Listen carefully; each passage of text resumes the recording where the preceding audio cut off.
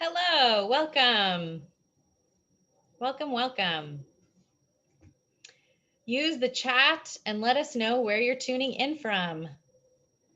And if you're drinking something, what you're drinking here for Aperitivo Hour. Renee and I are in Seattle. Gail's in New York. Where are you?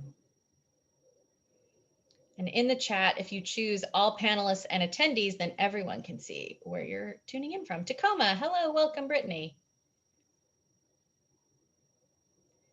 Vancouver, Canada with a glass of white wine. That sounds, lots of white wine so far. I love it. Red wine. hard seltzer. I'm having the Cochi Rosa Americano on page 32 of Getaway. Montgomery, Alabama, hello. Vermouth from Iowa. Excellent. Okay, plenty of you are drinking, and so this is very good. And even if you're having a non-alcoholic beverage, I'd still love to know what you're drinking. Page 32, I love it. Yeah, have that spritz. Elysian beer. So good. Yes, you definitely need a glass of something, Inga. All right, I'm going to give this just a few more seconds and then we will get started.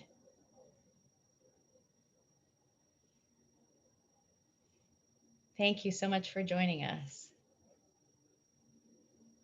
Campari and soda, perfect. Oh, Negroni. I almost made one. I'm really glad I didn't because I ended up having two of these, so that would have been bad. All right. I think we're going to go ahead and get started. Hi, everyone. Welcome. I'm Laura Hamilton. I have a cookbook shop in Seattle called Book Larder. It's in the Fremont neighborhood, and we have a big kitchen in the space. So when we are allowed to gather, we do a lot of author talks and cooking classes in our space. Now, during the pandemic, we've taken those to Zoom. And the great thing about that is that we get to welcome so many of you from really all over the country and all over the world to our author talks. And we also get to make events like the one tonight happen, where we have author and interviewer in different places, and we can bring together old friends like those tonight as we celebrate Renee Erickson's fabulous new book, Getaway, and she is in conversation with Gail Simmons. This book is so great. If you follow us at all on any of our social media, you know I've spent the entire week raving about it. And so I'm really excited to hear the two of them talk about it. The book is available on the Book Larder website, and all of our copies are signed. And so thank you so much, everyone who's picked it up so far. I will drop a link into the chat so that if you would like to get a copy, if you don't have one already, you can order it from us. Gail and Renee are going to talk about the book here for Aperitivo Hour, and they are going to talk about the Aperitivo kits that were available to Seattle people and just other wonderful things you can make from the book. They will also leave time for questions. So if you have them, please use the Q&A button that's at the bottom of your screen, and that will make it a lot easier for us to keep track of those questions. You can use the chat to talk to each other, and then just use the Q&A if you have a question for Renee. We are recording the talk tonight, and we will post it to our YouTube channel as soon as it's available, and you will get an email when that's up. So you can watch it again if you want, or share it with your friends. All right, so without further ado, let's welcome Renee Erickson and Gail Simmons. Hello. Hello, Seattle. Love it. Hi, Gail. Hi, Laura. Hi, Renee. Congratulations and cheers to you with a spritz in hand on this magnificent book. Thank you. Thanks for giving me a chance to make myself a spritz and some delicious snacks from the book and talk about Getaway. I have so much to ask about this book. I am so smitten by it, and I mean that sincerely, because I would say like 5 to 6 cookbooks arrive on my door a week, and I haven't put this down since I got it. So we're gonna dig into all of that, but first I want to talk about all the amazing things in front of you. I know that a lot of people in Seattle right now picked up a kit of delicious bites and drinks from the book from Wilmot's Ghost today. And I want to hear what they're eating and what you've made for them. So like that all looks delicious. Give us the scoop. Yeah, absolutely. So just to catch up with you, I'm gonna make a spritz. And then just to like, not that it's a complicated drink, but to demystify a spritz, like you can really put whatever you want in it as long as it's a little bit bitter and a little bit citrusy with some bubbles. So I'm doing it with the Koki Rosa. You can make it with Aperol, you can make it with Campari. Another favorite of mine is Cappelletti, which are both, this one and Cappelletti are both wine-based, so they're not made with grain spirit. And they're, yeah, they're just a little more traditional, old school way, and less sweet, which I'm also a fan of. So again, like I'll put the ice in first because I want to see how it dilutes as I make it, because I prefer to know, like, do I want a little more Koki or a little less? So it's about 1.5 ounces. And you can see it's a really different color than Aperol. It's not that bright orange. A little Prosecco. I'm a big fan of buying little half bottles of Prosecco, less waste. I'm laughing because I'm like, because I won't drink a whole bottle, but of course I know that's not true. And then soda water just to kind of top it off. You can use just like a citrus peel if you want, or a wedge. I'm putting an orange wedge in it. The recipe in the book is a spritz recipe made with Amaro, which is a spirit from Sicily. Oh, you got it. You're so good. I didn't get Amaro. I used Averna, which is another Sicilian. Oh, right. Yeah. So but I did make that recipe. And but I used blood oranges and some blood orange juice with Prosecco and Averna. Yeah. You are good. We were out of blood oranges, but that's all right. That's the thing. Like, you know, recipes are to be messed with a little bit. So yeah, so just that's it. So there's my spritz, which I'm very excited about. Cheers. Yum. I love that bitterness. I think more drinks should have that quality. So I hope everyone is enjoying something lovely like this. Actually, we've got a very long list of amazing things that people are. But I couldn't see it. I'm a little too far away. This is an energetic crowd, and I'm proud of it. I'm here for it. So the like you said, Gail, the kit came from Wilmot's Ghost, which is our Italian, actually like Roman and South Italian restaurant downtown Seattle, and it's in this amazing, beautiful, weird looking building. And we focus on Italian food and it has like a pizza component, but also a lot of other traditional dishes, including the main thing that you got is the coppa, which our chef Colin made for you all, which is a whole piece of pork. So it's not like a sausage where it's all ground up. So it's cured whole. And then on it is essentially a salad that you're getting, which has celery leaf, shallot, green olives, which have been pitted for you, but still be careful. And then shaved lemon. And then you're just gonna put a little olive oil, a little salt, a little pepper, and a squeeze of lemon. And then that goes right on top. So yeah, so I've put my olive oil in it. So it's intended to be like, obviously something that's quick to put together. If you have guests, obviously it doesn't have to be coppa. It could be prosciutto or, you know, all the things that you might be able to find in a grocery store. A little lemon juice. And I think that the lemon is pretty intense, which it should be because the coppa is really fatty. You can kind of see that. It has like a nice like layer of fat throughout it. So give that a toss. Mine's a little bit bigger than everyone else's because I have other people lurking on either side of me. Just kidding. So yeah, just a big pile of that in the middle and some more olive oil, which I think you all have a little container of olive oil with you, but just do a little, if you don't, just add a little drizzle on top so it's nice and shiny. The other things that you got are giardiniera, which is a pickled dish that's super traditional, like bar snack. These have little broccoli florets, cauliflower, carrot, might be all that's in there this time. Sometimes there's onion, celery is really common, but yeah, sort of like whatever's available and you pickle it and then it's just a snack to eat alongside these like really intense meats. You have the focaccia that's also featured in the book, and all of these are in the book except for the cookie.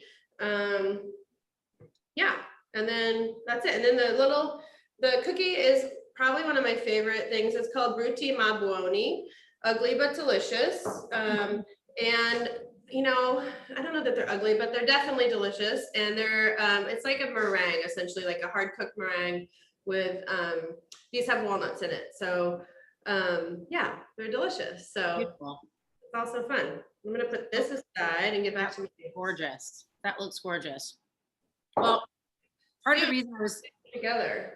yeah, part of the reason I was so excited and looking so forward to talking with you, one is because I haven't had a chance to talk to you in a year and a half. Yeah. But also because you gave me an excuse to make myself a spritz, which was very liberating. It's 9:10 in New York right now. So it's a little past aperitivo hour, but I love that I get to make a spritz with you. And I also made myself a few things from the book. So I made from page 42, I believe, I made the anchovy toast. I had some white anchovies, so I made them anchovy toast with cultured butter and lemon zest. And I roasted grape tomatoes, big, beautiful cherry tomatoes with some ricotta and grilled bread as well. And this is my second dinner. I'm just snacking on through, and it was just really, it really felt good. This felt like self-care. I know that's overused right now, but reading this book has also felt that way. And I think that, I know you started this book at a different time in our nation's history, long before, I mean, this has really been a book that I guess you started like in college in a lot of ways. Truly. But it ended up being launched today, which couldn't have come at a better time, like for about 10,000 reasons. But most importantly, because this book is so completely transportative at a moment when none of us can like leave our houses, but the world is starting to see some hope, and the thought of travel and returning to travel has become, you know, now a real, like it's in our grasp. And I feel like this is the perfect companion to this moment. Yeah. And it's not a traditional cookbook in a lot of ways. One, because there's a lot of personal essay. There's a lot of, you know, sort of like moments that you stop and talk about details of each of the cultures that you explore. But also it's not organized at all like a traditional cookbook. It's not about like appetizer, main course, dessert. It's really done region by region. And that I find so inspiring. So let's like kind of start from the beginning of the inspiration for this book. And that is that it takes place in several countries around the world, from various places in France, Italy, Portugal, Baja, and of course the Pacific Northwest and Seattle. But like you started your sort of like food and travel bug very young. Like, can you tell us where that started and how that trajectory came about? Yeah. So I, you know, it's funny when I think of people traveling now, I don't think of myself as starting young, but I think in the scheme of like the 80s and 90s, it was young. I was very lucky to get to go to Italy essentially, but I started in Spain, but ended up in Italy, going to school at the Rome Center, which is a really a fantastic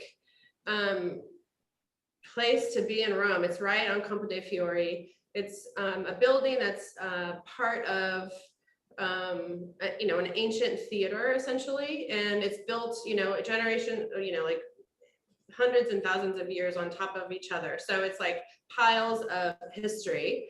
And so it's owned both by the UW, University of Washington School of Architecture, and then within that they also have the School of Art come and do classes. And so we were essentially the like returning class to this semester. Excuse me. And it was my last year of college at UW, and I landed in Rome and like immediately was just literally blown away by it in a way that not only are you walking kind of constantly through a museum, but you know, you're also as a young person that didn't really have a grasp on food at all, really. Like I, obviously ate food, but I didn't really like cook food, didn't think about cooking food. It was more like, what I learned Art as a student, right? You were training to be an artist. Exactly. Yeah. And so I was there to learn about art history and paint. And I spent a lot of time walking to school, snooping in all these stores, which every single one had a different specialty. They were all really particular. And I was just like, I can't believe there's a store that sells pasta and eggs. And I can't believe there's only a store that sells cheese. And then there's the cured meat store. And then there's the guy outside our school, which is only mostly, lamb, that they would show up in this truck and there'd be these hanging lambs, carcasses hanging. And I don't know, I was just endlessly thrilled by the idea that there was something to be learned about food on a really seasonal way, and also really traditional to Rome, which even now I'm still like unpacking like all the things that exist there, where it's it's so old, and there's so many people that have gone through Rome that it's has this like great influence and simplicity, because a lot of the real traditional food that's lasted in Rome is like povera, so like people that were like there to work for all of the aristocratic wealthy people all over the rest of Italy. So they were producing foods that are at least like that have become fairly traditional in Rome now, are the things that like were leftovers. Like they call it like basically the fifth quarter, which is like all the things that weren't really sellable. So yeah, so I fell in love with food in Rome, absolutely. And quickly, had to return to my normal life back home, and never really ended up thinking that I was going to be a cook, let alone a restaurateur. And then it's kind of gone, sideways from there. So. And when was that moment when you decided, when you realized this is my calling, this is my life's work, is now to be a chef and ultimately a probably. I mean, there was like, you own 10 years ago, I don't know. Very subtly own like 7,000 restaurants. Yeah. They were all so special. Thank God it's not 7,000. Like Seattle's, Currently it's 6, which is plenty. I mean, these days that's a triumph. Let's be clear. Yeah, no, it's I'm super, lucky and thrilled to get to work with everyone that I get to work with here.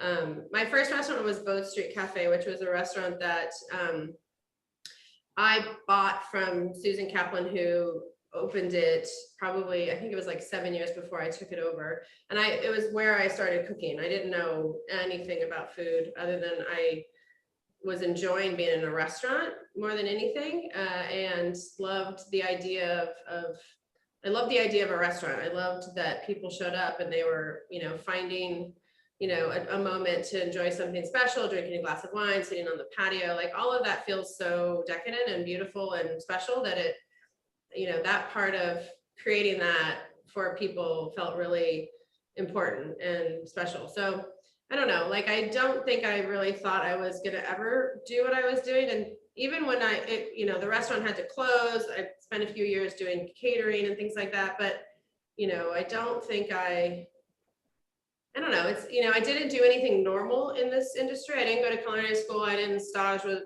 45 chefs around the world. I just started working in a like kind of, kitchen that was barely held together with, bungee cords, literally. So it was more about the experience of creating space and like atmosphere for people to be in than this like idea of a career. And then, so if, in case anyone who's watching right now hasn't eaten at one of your restaurants, I mean, I can set the stage a little from my very like enchanting experiences at several of them that I've had the pleasure of eating at over the years. In that, you say it casually, like I didn't know what I was doing and I didn't take the traditional route, but your restaurants are very specific and they capture, and I think this book does a beautiful job of expressing that or expressing your inspirations. And it actually gave me so much insight, having already like eaten at your restaurants first and then read this book, really capturing what you take from the places you visit and recreate, because your restaurants have this very sort of this dialogue I think. And I want to like learn more about that as it pertains to writing this book and the regions you went to. The dialogue between where you are, Seattle, Pacific Northwest, America, the history of that region, those ingredients, and those people and the farmers and the teams that inform, the grounding of where you live, but also with like a real sense of, I don't know, there is like a really true and deep sense of purpose in the specifics of each one of your restaurants. Like Bar Melusina is very, very different than the Walrus and the Carpenter, which is very, very different than Wilmot's Ghost, because in each place you've set out with, like obviously a very different sense of what you want it to make people feel, or how people feel when they're in that space. Like, and it's beyond just delicious food and but it really has to do with the attention to detail like you see in this book. So how do you first go about thinking about a new restaurant, and where does that start in the idea of all of these travels? Trying really hard not to do that anymore. What, to start new restaurants? Thinking about new restaurants, yeah. I mean, it's like, don't know, yeah, like, are you crazy looks? But I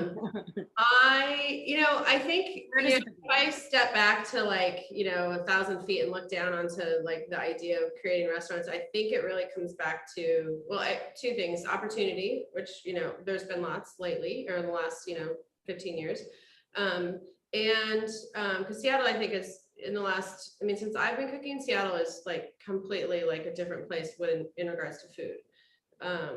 And being an artist and being someone who's creative and really inspired off of that. So like, I think what people maybe don't know about me and our company is that we are, there's 4 of us. 2 of us, though, I think are really kind of drive the ideas around the experience and the intention of the food, and then also the interior. So we design everything, we pick everything. It's really about kind of it's funny, like at Walrus and the Carpenter, like there was this idea that like I wanted it to be like a shackish sort of feeling, where it had an ease about it, where someone could roll in and have a beer and some oysters. The intention was like entirely focused on oysters, and so like putting them front and center. Like we talked about like the idea of the colors of it being like that of an oyster, so there's a lot of gray and oceany, kind of like white and blue, and but like we want people to like, this sounds kind of corny, but we want people to like look and feel their best in the space. So like we try to think of like what the backdrop is. Good. Yeah, I know, but that's really very intentional. Dark, lots of brown, and it's just like, I don't know, no one looks good like in like a cave. So I think we intend to try to make these like places that people come and feel a little bit transported, a little bit at home, and then someone's just making their drinks and food for them, which is obviously the best. So especially if you're shucking oysters, like everyone wants someone else to shuck their oysters for them. So yes. Yeah, so I think the restaurants themselves, I think, are in order essentially to the chapters in this book. So when I was thinking about the book, there was it was pretty easy to pick where I would want to write about, because they were the places that I had gone to over and over and over again as a chef, and trying to learn. And so because again, like I don't have a traditional education in regards to food, and so I would leave, I would close the restaurants and go for a few weeks traveling. And so when I spent many years going to France and Paris and Provence, when I had Boat Street, and then I got really kind of hooked on the idea of oysters after spending so much time in Paris, because they're everywhere and they're common, and they're not, like they're front and center. They're not like this thing that sits kind of adjacent to a steakhouse, or, they're not, they were the main show. And I felt like coming, home to Seattle all the time, I was just like, where is that place? Like, why don't we have the place that like is simple, and you could walk in and get, a dozen oysters and a perfectly chilled glass of muscadet and be super happy, with rye bread, which is what in France you get with oysters. So, there was this restaurant in Paris, it's still there, called Witerie Régie, which is I think it's in the 6th arrondissement. And it's this tiny, tiny place. It's like a quarter of the size of Walrus, which is already a tiny restaurant. And it served oysters, white wine, champagne, scallop, terrine, steamed langoustines with aioli, rye bread. Might be it. Like, so you went in there and you were required to get a dozen oysters, which of course I love. There was no red wine in sight. And, there was this like really, serious perspective on what they wanted what their experience was for you. And I want to go to there. Yeah, it's the best. But it was also just like, that'll never work in America. People will freak out if I'm like, you have to do this and there's no red wine and blah, blah, blah. But it made me just like really, stop and think about what we could do, like what the limitations that we would have. Like, we don't have cocktail sauce, we don't have saltine crackers, we don't have, like we have a perspective on what we want what the experience to be. And we, try really hard to stick to that. Obviously, like things evolve constantly, but it's like a gentle hand guiding you. Right, totally. Exactly. But yeah, so that, Walrus happened. And then due to Walrus, I had been spending a lot of time in Normandy and had met really great friends, and, have gone back over and over and over again. And I think that part of travel, especially if you're wanting to learn from people that are from this place, people, I'm this way, like I want to tell everyone about Seattle. Like I want everyone to come here. I want them to like see what's so great about it. So when you connect with those people in Paris or in Normandy or in Baja, it's just like you're opening like this magic box of fantasticness where there's all these people that want to share what they love about their home. And so that to me has been the part of writing the book that has been,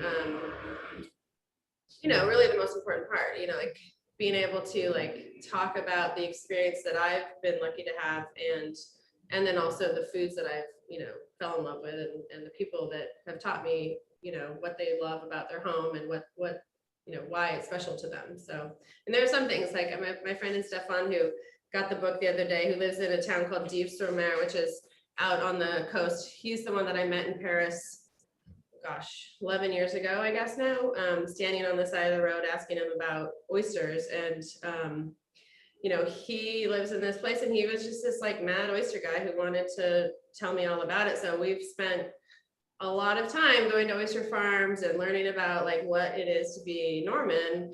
And, like that, there's nothing better. So we know about Rome and a little bit about Paris and your inspirations there, and Normandy now too, of course.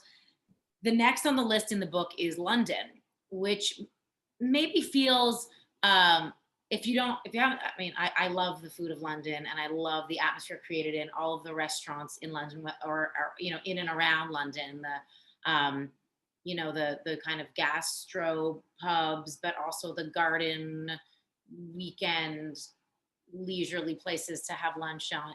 There's like so much richness there, and the food culture, I think, until recently actually wasn't really celebrated, but you really celebrate and go deep into it here. Why London?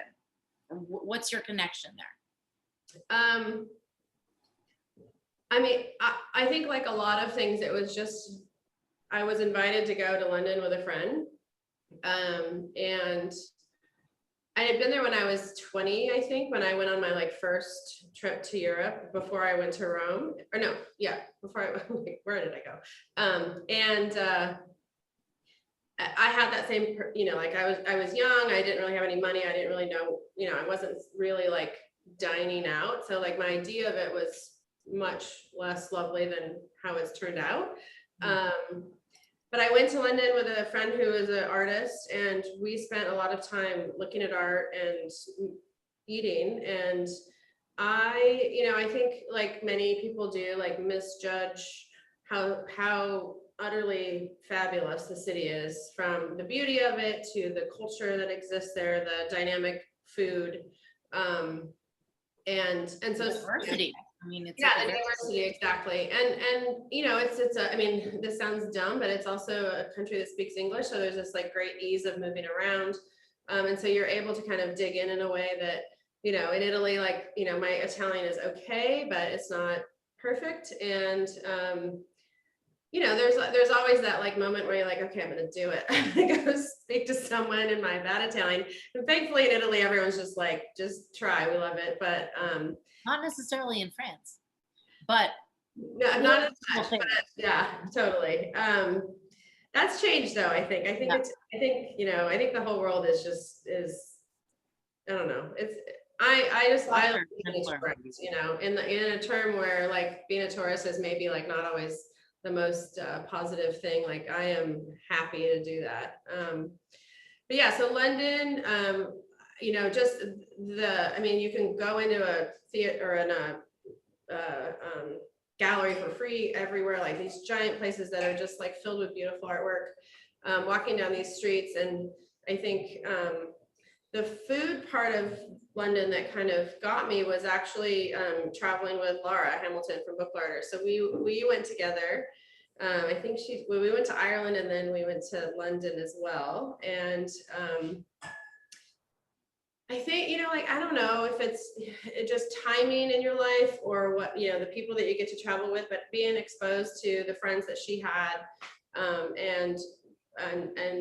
and the literally, like you said, the diversity and the dynamic nature of the food. And it was also, I think, at the beginning of food, kind of everywhere in the world that shifted, in that the people that were creating the food or opening the restaurants were young and a little bit crazy in the way that I think the best food is made, where they're trying to do something that either like is representative of their home or something that their family cooked, and done in a small way. So like London has this city that's filled with these tiny places, and so you can have these intimate tiny spaces, which I think similar to like Walrus and the Carpenter, it feels very different when you're in a restaurant like that than this like grand place that there's like 40 waiters running around.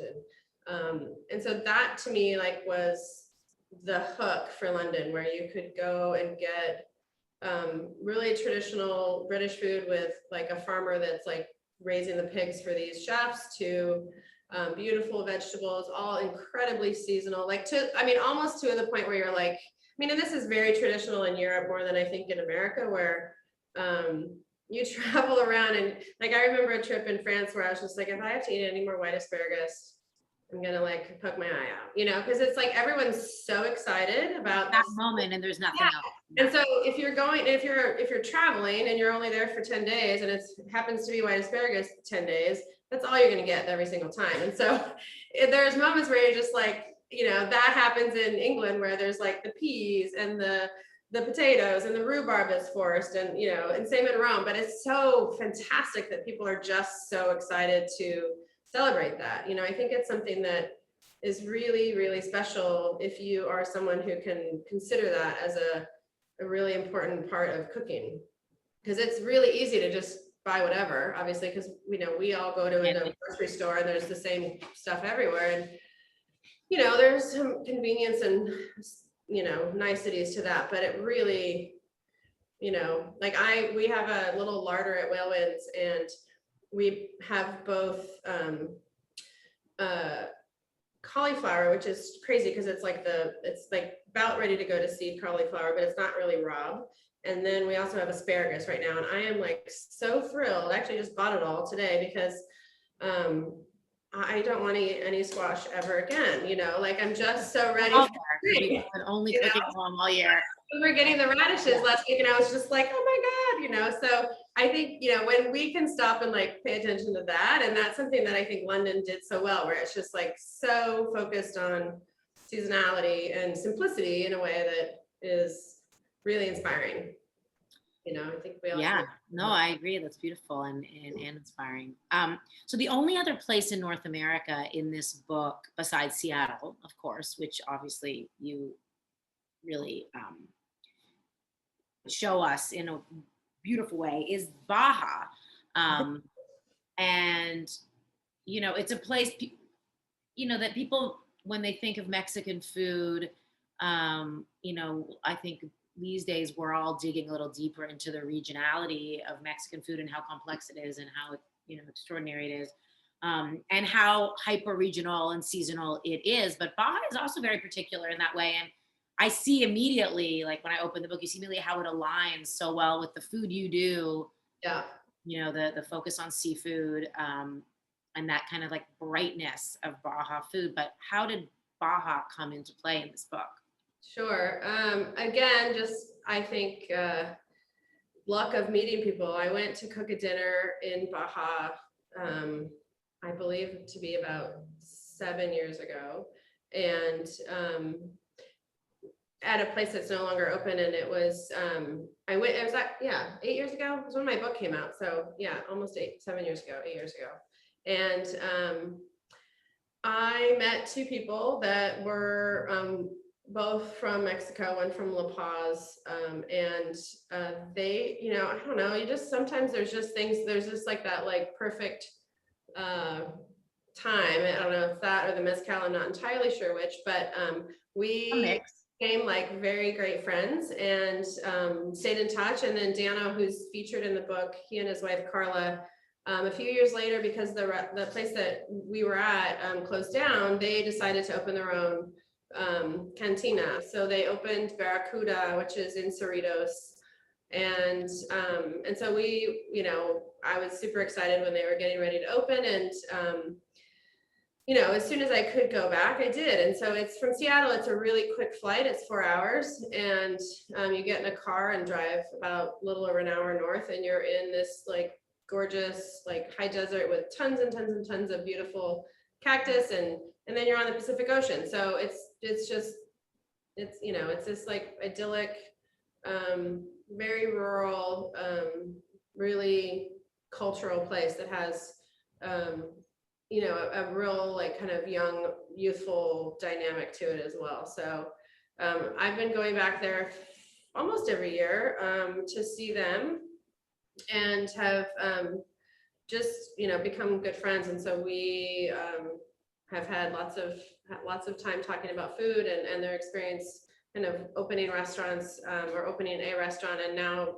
hopefully another one in the next 6 months in Cerritos. So it's mostly, you know, I think I've been thinking about this lately, where my first book was really about the people that were really close to me here in Seattle that have been really inspirational and part of my life as a cook. But this one feels like the kind of the circle out from that, where they're the people that have, you know, come into my life and have, you know, really taught me a lot about food and things that are important to them as cooks. And in this case, Dano's a bartender by trade, but also a really great cook. So, you know, it's just hanging out with people with really great food, which is basically my favorite hobby in the world. So yeah. yeah. With you. So and then there's Seattle, which obviously you bring everything home to, but it also obviously has such a clear voice, and it's hard to imagine a Seattle existing without your restaurants in it, really. Like I can't imagine it existing as a place, because your restaurants are so intrinsic to the food culture of Seattle. But you also make such a great differentiation in the book between all these other places and then the distinct food that you come home to make and share,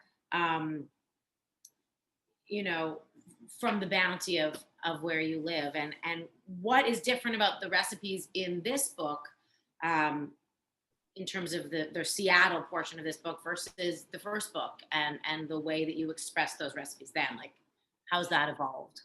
I would say the first book was much more focused on foods that I had made in the restaurants over the years, and or things that have been taught to me by people that I worked with over the years in the restaurants.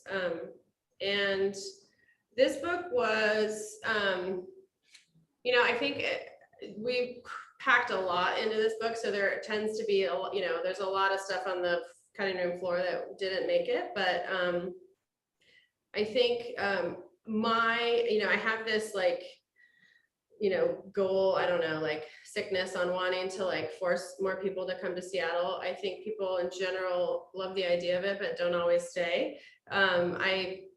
So the book, I've tried now twice to write a cookbook that's entirely about seafood. And not that that's all that matters in Seattle, obviously, but for me, like that's the thing that I have focused the most on. And I think people think that maybe seafood is, and it is, it's not the most like everyday sort of food for people, but the idea of Seattle and seafood, I think, they can't be separated. So and so I think also due to the nature of this being a travel book and the ideas of the things that I love that have come back with me, like things that I think of when I'm home and I'm like dreaming of Rome or whatever.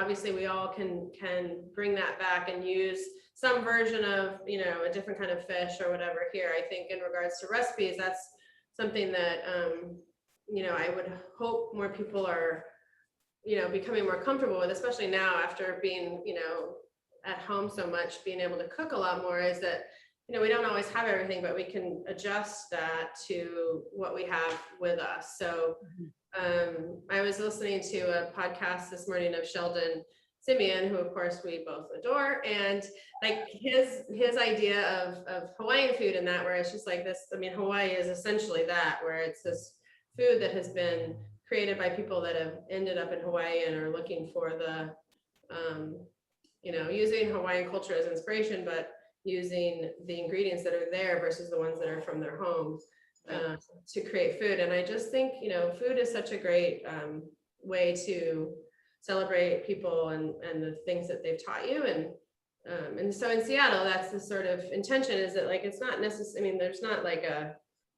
slam dunk Seattle dish in it, other than maybe like the salmon. But the idea of it is that there's all these people and places that have been really important to me and have changed my life incredibly. So that's, when I'm at home, that's what I'm thinking about. Yeah. And I think that's what your book does really beautifully from the first page, is that this book really brings you in as a reader, but also like as a cook. There is an ease and a casualness to this book that I find so inviting. You've really captured that that sort of the feeling that you hope to achieve when you go to your restaurants, but then can be intimidating, because how am I going to replicate that experience at home? Well, you don't have to. Even just you on the phone the other day when we were talking, and then again tonight, just saying like, don't stress about the spritz, like use what you have, and here's 5 things. And I took 7 minutes and made 3 recipes from your book that like just make my mouth water and take me back to a trip, a moment, time spent with you, time spent in Rome, time spent in France. And I think that is hard to do as a home cook. And you've really given some real, like, you've given us all permission in a way, because we look to people like you. Well, we're super critical of ourselves, which is, I think, when you're creating something, that's like the worst place to be, obviously, like you're supposed to, I remember in school when I was an artist, like we would be blindfolded to draw, like we weren't allowed to see what we were doing. And I think with food, like I think there's a real similar thing, where it's just like, if we just kind of like get rid of that like inner criticism of like, well, I'm supposed to do this, or I don't have that, and just taste it and think about it, I think we can learn a lot about cooking, because it's really about reacting to what you have in front of you, not this idea that like you have to do this. Mm-hmm. That's like stifling and horrible. Like who wants to do that? Well, I'm not a baker, so there's that. But I think we need to give ourselves a little bit of a break and just try to like think about, is it too salty? Do I need more salt? Do I like this vinegar? Should I get a different vinegar? There's just so many ways to make food interesting without stressing out about it. I think. You know, who cares if you overcook the chicken? It's still probably good, you know? Like, 100%. yeah. So. Okay, before I take questions, there are a bunch of questions here that I want to ask from some of our attendees. But before I do, I want to do the quickest game that you sort of play in the book yourself, but just for everyone at home. I'm going to go through the areas in the book that you have divided this book into, and I want you to tell me one ingredient, because we're all now going to all these places. First, we're going to make the recipes and transport ourselves from here, and then we're all going to be able to travel again, and we are all going. What is the one ingredient, food, souvenir that we have to bring back? If you can bring one thing back from each of these places. Are you ready? All right. Let's start with Rome. One thing. What's in your suitcase from Rome? Oh man. Probably oil cured artichokes with a lot of bubble wrap around them. Yes. Because ours are not as good here, sadly. Paris. Bordier butter. Excellent choice. Normandy. Nothing. So bad. You know, it doesn't, you know, like I could not bringing oysters necessarily. No, I could bring things home from Brittany. I could smuggle cheese if I could do that, but that is hard. But so yeah, so if I could bring it home in like a cryovac bag, some camembert that's like some cheese, raw milk camembert with the Normandy cow, which is like it's a cow from Normandy that is not sadly being used enough to make cheese because it doesn't produce, you know, like mountains of milk. So therefore it's no longer good because it's not financially viable, but it's insane that we talk about it in the book. It's like crazy. In this game, there are no pasteurization laws, so we can make up the rules and you can bring back a lot of cheese home, like a mountain of cheese. Yeah. Yeah, mountains of camembert is a really great idea. London. Oh, London. Man, I could say more cheese, but that would be redundant. I would say never too much cheese. What's that? Never enough cheese. Never too much cheese, but sorry, what were you gonna say? I would say like Baharat and other spice mixes from Honey & Co., which is this insane restaurant group. Honey and Spice, I guess, is where their spices are, but these beautiful spices that just are transportive and beautiful. So yeah. Gorgeous. Baja, I would bring home, okay, there's no rules. So I would bring home passion fruit from Dano's like bar. He has these plants that are just wildly growing everywhere, and just thousands of passion fruit that hang, and we pull them down and make drinks with them all the time. So I'd bring that. That sounds really good. Yeah. And then the next time I come to Seattle, what am I bringing home in my suitcase? Probably some really insanely delicious smoked sockeye salmon. Not the like weird shit at Bartell Drugs, but the other stuff. Happily. Amazing. Thank you. This book really has given me, I've had it for, I don't know, let's say 2 weeks now to go through, and it has given me so much sunshine, and will continue to be used and appreciated in my kitchen, because it really takes you around the world. So thank you for that gift, Renee. Let me ask a few questions from some of the people here.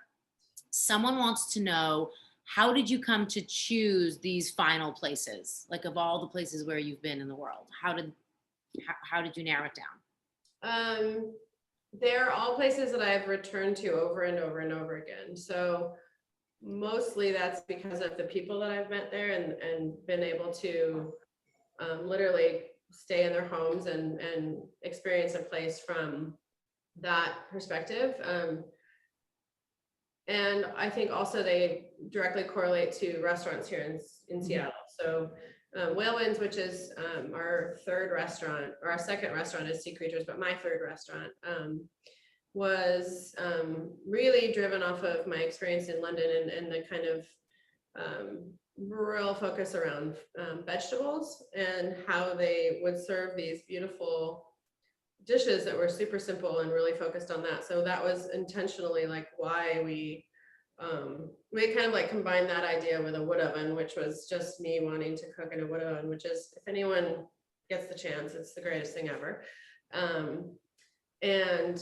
Yeah, so it's just kind of been, you know, over time, like these places have inspired me as a cook. So, and you know, I've been lucky to get to travel and return and visit all the people that I've met. So, And just so people understand, because I found this fascinating about the book, you went to all these places for the book, and some of the book was actually shot like in these places. I mean, obviously there's a lot of like, you know, landscape pictures from these, but you did a lot of the food, like the shooting of the food with these people on location, right?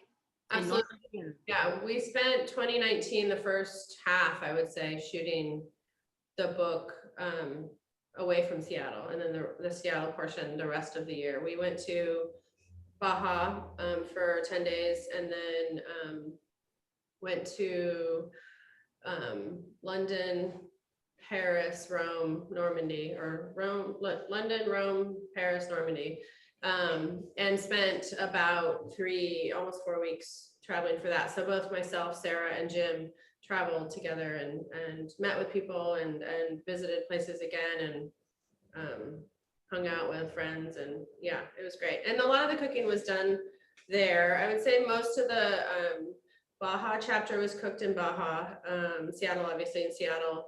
London was the hardest because we were in a house, but it was also the beginning of the trip, and I think we were all kind of a little bit like out of it. So we did a lot of that food here in Seattle. Paris and Rome, we did a lot as well in those cities, just because it's, I mean, if you can, why not? Like, it's such a, the ingredients and everything in those places are really so particular and special. So it was really pretty fun. Someone writes in the comments, just, I wanted to read this because I don't know if you can see it, and I thought they really say it so beautifully. It seems that there's a whimsical, magical sense in all of Renee's restaurants. The names alone take you somewhere, even the donut shop, general purpose. And it's true, the names of your restaurants have always, they're very evocative, I would say. I mean, I feel like that's a whole other conversation, but I do feel that's next talk. Right. But it is very true that and that sense of whimsy and magic, I think, is beautifully captured here too. Another question: when are you going to start a food travel agency so we can travel like you, and I will add with you? We were actually talking about this before everyone came on tonight, because I was trying to convince her to do a Portugal trip with. Well, newsflash, we're actually doing a book event, which is sort of feels bizarre and crazy, but in Baja on June 14th. And we're basically like, Dano was, I was like, are you up for this? And he's just like, absolutely. So we have 30 seats, and we're going to cook this big, fabulous seafood dinner with, me and Dano and Carla. And so if you want to travel, that's a little bit of traveling. We will cook for you in Baja. I don't know. Hey guys, you heard it here first. Baja, June 14th. Yeah. It's gonna be safely and go. You have to post about that on your social so we can all get the link to buy tickets. I mean, it's perfect. You'll have your feet in the sand, and you'll be drinking passion fruit cocktails and right, passion fruit. You too can bring home passion fruits in your suitcase. Yeah, illegal, but great. What was the rest of the question? I think that wasn't really it. You're starting a travel agency, but that was a very good answer. I don't know. I feel like I need a little break before I start another thing like that. But I would love to. Like we've talked about it actually in the company, because it's what I love. It's a direct extension, of what you do. Well, just pester me if you want us to take you somewhere else. Well, someone else Someone else says that you were supposed to do a cooking school in Sicily last year that got postponed. So hopefully, will you be able to do that again? Hopefully, yeah, that was at Fabrizio Alonza's home in Regaliele or Tusca.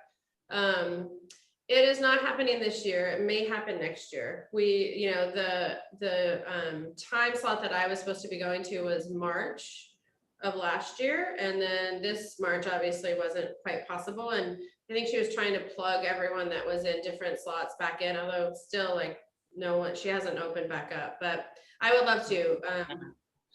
Her place is fantastic. It's really like, it's in the middle of the island. It's surrounded by mountains and rolling wheat fields and wineries, and Sicily's fascinating. It's like, I've only been once, and it has such a is so different than the rest of Italy, and I love how yeah, it's just, I barely scratched the surface, so I don't really have a good handle on all of it yet, but I can't wait to go back. Okay, well, sounds like there are going to be many opportunities for all of us to travel, not just with you through Getaway, but possibly in real time, in person, face to face. That's really exciting. Thank you so much. And thank you everyone for tuning in with us tonight. And I hope that you all finished your cocktail by now. Yeah, I'm getting close. I'm gonna really savor the last few drops. That was really fun, and I really appreciate it. I'm really grateful that this book is out in the world. Chef, thank you. And I cannot wait to come back to Seattle. And give you a real hug in person. Thank you, Gail. I really appreciate you hanging out with me for an hour. Yeah, thank you so much, Gail. Thank you, Renee. Absolutely. And Gail, we will take you up on that. Please come back as soon as you can. Yeah. I know, to see both of you. I love visiting Book Larder. I mean, you know, you're my people. Absolutely. No, we appreciate it. Thank you everyone for joining us tonight. I hope you will enjoy armchair traveling and then very real traveling with your copies of Getaway. And like I said, we will have this recorded and up on YouTube in the next couple of days, so you can watch it again if you want. Thank you so much, and stay safe, everyone. Thank you so much, guys. Be well.